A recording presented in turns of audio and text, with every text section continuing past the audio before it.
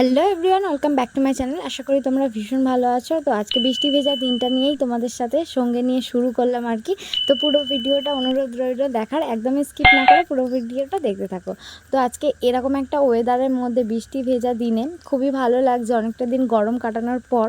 তো এরকম দিনে বাবাও আজকে বাড়ি ছিল, আর আজকে যেহেতু আমাদের সব কিছু কীর্তনের শেষ হয়ে গেছে আর মহা উৎসব, তো সেই জন্য বাবা বাড়ি ছিল। আর বাবা বাড়ি থাকলে একটুও বাড়িতে বসে থাকতে পারে না, যে একদিন কাজ ছুটি করেছি বাড়িতে একটু রেস্ট নেই, সেরকম না। বাবা বাড়িতে কাজই করে। তো পুকুরের পানাগুলো বাবা পরিষ্কার করে নিয়েছিল অসংখ্য পানা হওয়ার ফলে। তো বাবা এটা সকালবেলা কাজ করার আগেই এই বেলের শরবতটা বানিয়ে রেখেছিল। আর আজকে এরকম দিনে বেলের শরবতটা খেতে খুবই ভালো লাগছিলো। বাবা অসাধারণ বানিয়েছে। তারপরে একটু পরেই হরিনামের দল চলে এলো বাড়িতে।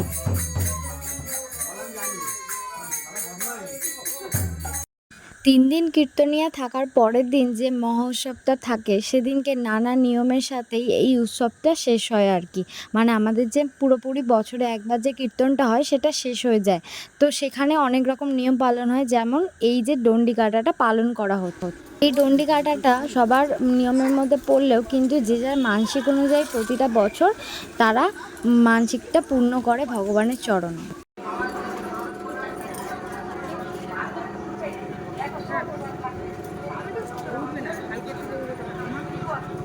পুকুরঘাট থেকে ডন্ডি কাটার পরে রাস্তা দিয়ে আসার পর হরিমঞ্চটা পুরো 3 বার ডন্ডি কাটার পরে এটার নিয়মটা শেষ হয়। আর এইখানের মধ্যে দেখো সবাই মিলে যে হাঁড়িটা ভাঙবে আর কি, 5টা হাঁড়ি ঝোলায়, সেই একের ওপর একজন উঠে সেইগুলো তৈরি করে নিচ্ছে এরা সবাই মিলে। খুব সুন্দর লাগছে। এরপরে চলে এলো ধুনো পোড়ানো, যেটা এই নিয়মের মধ্যে পড়ে আর মানসিক মধ্যেও পড়ে। যাদের মানসিক থাকে ডন্ডি কাটার পরে এই আমাদের ধুনো পোড়ানোর নিয়মটা খুব ভালোভাবে পালন করা হয়।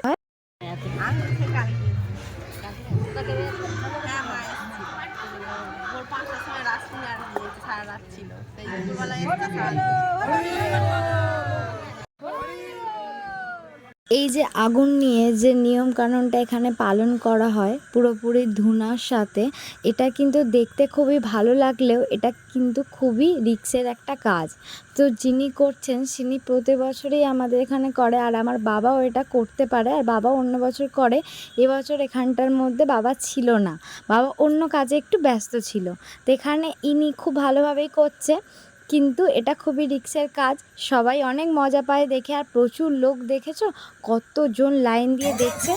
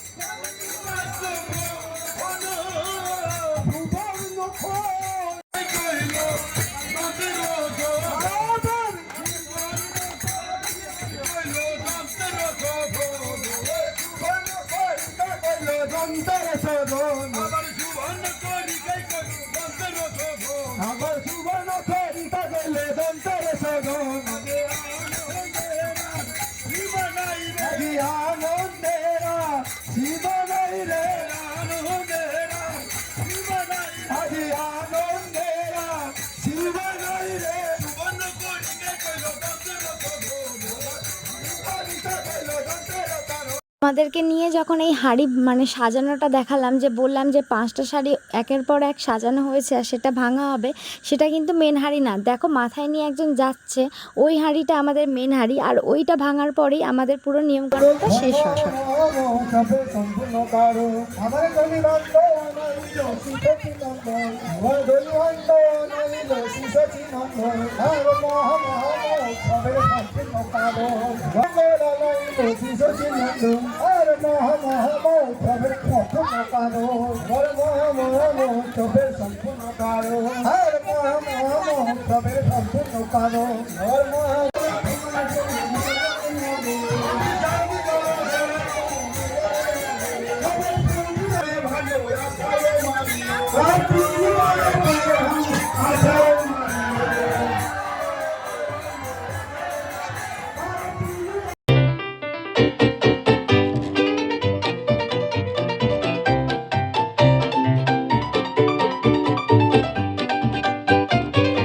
দেখে নিলে যে হাঁড়িটা অবশেষে কিভাবে ভাঙা হলো। এই হাঁড়িটা ভাঙার পরেই আমাদের নিয়মটা শেষ হলো আর কি।